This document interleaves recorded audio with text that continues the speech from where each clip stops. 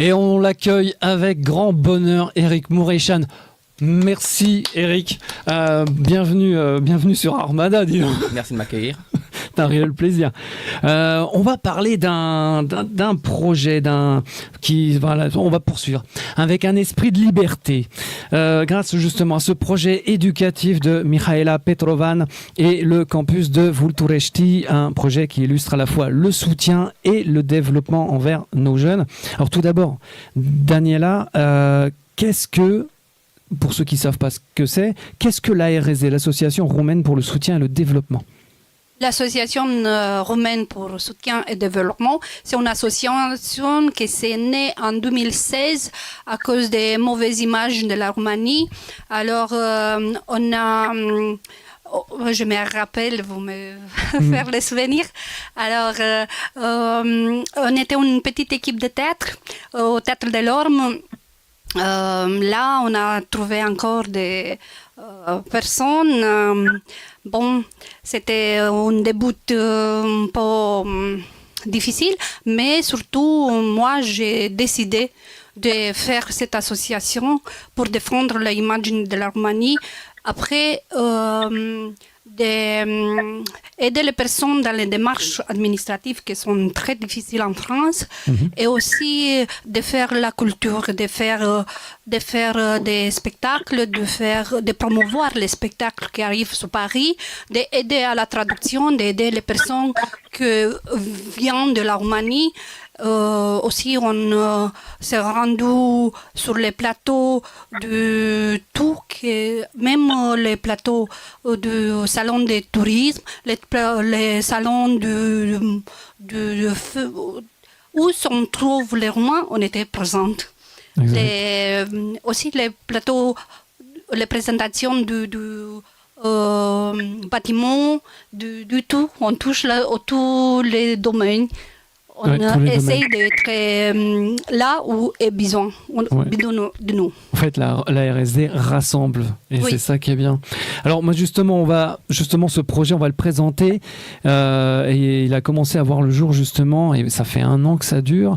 Donc moi, je vais prendre un extrait du discours de sa chef de projet, Mihaela Petrovan. Qu'il n'ait pas à choisir toujours entre le mal et le pire, qu'ils ne prennent pas le chemin qui paraît le plus facile, qu'ils ne suivent pas simplement le courant, mais leur propre route, avec des pas encouragés jusqu'à devenir assurés. C'est ce que nous souhaitons pour chaque enfant des villages, qu'ils grandissent droit, même si les temps sont tordus. Et plus loin, que nous vivions entourés de professionnels, de personnes qui font très bien et avec dévouement ce qu'elles font. Non pas parce qu'elles ont été poussées, non pas parce que ça s'est trouvé comme ça, mais parce qu'elles ont choisi le métier qui leur convenait et ont été soutenues pour l'apprendre. Imaginez une Roumanie où #LoveMyJob, mais pas seulement une étiquette à la mode, mais une réalité visible. Ce que nous vous proposons d'imaginer est en fait ce que nous construisons avec beaucoup d'efforts à Vulturesti, dans le département d'Argeș. Dans le campus Bookland, les élèves découvrent dès l'école primaire et le collège quel métier leur correspond. Et au lycée, ils choisissent leur spécialisation avec une pratique et une fidélité réelle sur le marché du travail près de chez eux, dans leur propre département. Fin de citation. C'est un superbe projet qu'il faut absolument soutenir. Surtout, elle veut montrer que l'école doit être vraiment gratuite. Les parents ne doivent pas dépenser même 1 euro pour un crayon. C'est une école publique. C'est une école privée. C'est une école privée, mais public. Public. Sans sous.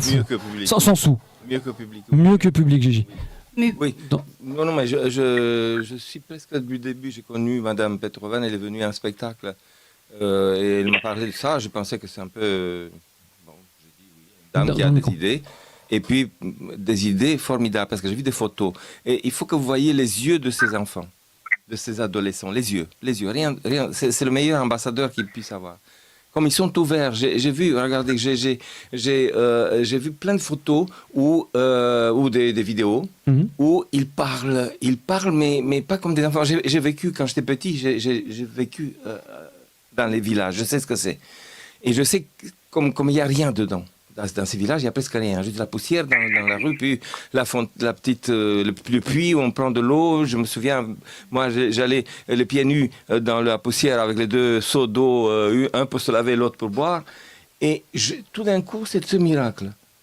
Petit à petit, j'ai vu comment ces enfants grandissent. Mais c'est formidable, c'est extraordinaire. Il faut aider cela, je ne sais pas, avec les 2 bras, les 4 jambes, avec tout ce qu'on peut, pour que ça puisse exister à l'échelle plus grande, parce que c'est un miracle. C'est à ne pas croire. C'est vraiment à ne pas croire. J'invite tout le monde de jeter un coup d'œil sur leur site pour regarder, pas autre chose, mais les yeux de ces enfants. Ouais. Et alors, ce miracle qui donne le sourire aux enfants, alors, de façon pécuniaire, combien ça coûte, ce projet? Est-ce qu'on peut donner un chiffre ou pas? Oui, j'ai des chiffres. C'est dépensé déjà 8 millions d'euros. On a besoin encore de 7 millions. 7 millions, on est à la moitié. Alors, il y a déjà plusieurs partenaires? Oui. Elle se fait aider de plusieurs entrepreneurs de la Roumanie. Elle ne veut pas toucher les fonds européens.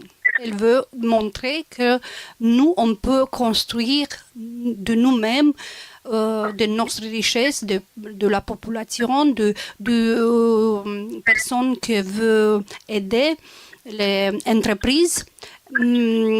Et elle propose aussi aux personnes qui ça implique beaucoup de mettre leur nom dans une salle d'exemple. D'accord. Et sans aide de l'Union européenne. Ça, c'est chapeau, franchement, fort. Chapeau, oui. C'est fort. Alors justement, il y a quelques semaines, on en était à 2 classes de montée sur une 50aine. On en est où actuellement? On est dans plusieurs classes. C'est 2 classes de primaire. Après, sont encore, je ne sais pas les chiffres exacts, si vous voulez, je recherche. Mais je sais que ce sont 2 classes terminales. Elle a réussi à faire les contrats avec l'entreprise qui aide. Les enfants vont sur place, font la pratique de leur métier. Si leur aime pas, leur change, prendre un autre entrepreneur. C'est vraiment les liens. Les enfants, quand finissent leur études, leur partent avec le contrat dans la poche. D'accord. Les parents sont impliqués aussi, si j'ai bien compris. Les parents, parfois, quand ils peuvent, ils travaillent à côté des enfants. Donc finalement, ça refonde la famille. C'est un vrai partage. Aussi. Oui, à ce niveau-là, c'est aussi hyper beau, très très beau. Alors, elle a organisé comme ça les projets. Les enfants viennent être cherchés avec les bus. Elles font la route. Les enfants arrivent à l'école. Ils mangent sur place, ils travaillent, les cours normaux, ils prennent la pause, ils mangent encore l'étude, leur finissent leurs devoirs et leur doivent faire 1 heure de travail. 1 heure de travail, ouais. Bien sûr, c'est écrit dans leur règlement. Après, leur partent simplement comme leur sont venus avec les tenues qui est donnée par campus aussi. Et leur partent à la maison bien tranquille avec tous les devoirs faits. C'est génial ça. Et le ventre plein. Et le ventre plein. Et ça, c'est important. Comme on dit, une voiture sans essence, ça marche pas. Parce que pas grandir autrement. Exactement. Parce que déjà, elle a rapporté, parce que à cause du temps, des mauvais temps, à cause de plusieurs soucis, il pouvait pas ouvrir en septembre les années scolaires dans le campus. Alors, elle a loué une école et cette mois-ci, elle est revenue avec les enfants à l'école et les fins de ce semestre, elle l'a fait dans le campus. D'accord. Alors, Mihaela Petrovan dit que, je cite, l'éducation forge des caractères solides. On va parler de la personnalité pour l'enfant. Comment s'organise leur apprentissage?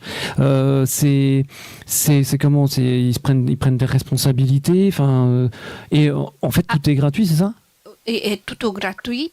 Elle prend des personnes douées pour ce travail-là dans tous les domaines. D'accord. Et puis les manuels, les fournitures, c'est gratuit. Oui, tout à fait. Tout à fait. Oui, c'est ça. C'est une école privée, mais pour eux, mais il faut de l'argent pour cela. C'est ça. Donc, c'est gratuit pour les élèves, mais il faut des sous. Ça, oui. Elle veut démontrer que la société doit être responsable pour l'éducation de leurs enfants. C'est pour ça qu'elle veut que nous tous, on était responsables pour donner pour quelque chose qui va donner les résultats après. Ouais. C'est un pour le futur de demain. Projet, hein. Monica Manolé, un enfant voué à l'abandon scolaire, à une perdition sociale, quand il arrive dans ce type d'établissement, on peut plus cerner son état psychologique et l'amener à mieux se reconstruire? Oui, ça, on parle de santé mentale, décrochage scolaire et les traumatismes qui sont invisibles. Et là, j'aimerais bien expliquer, apporter quelques clarifications fondamentales. Que nous avons tendance à penser que le traumatisme ne concerne que les abus psychiques, sexuels, l'abandon concret. Mais dans la réalité, il existe des traumatismes beaucoup plus subtils, mais tout aussi destructeurs.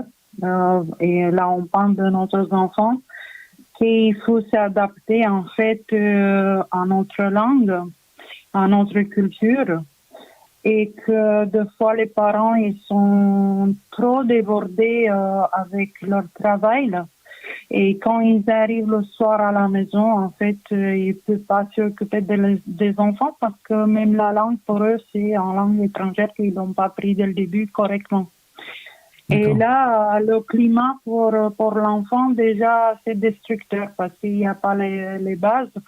Même s'il y a le soutien scolaire au collège ou sinon au maternel, qu'il y a l'aide pour comprendre comment il faut écrire, comment il faut élaborer le vocabulaire, comment il faut se mobiliser pour faire cet effort immense.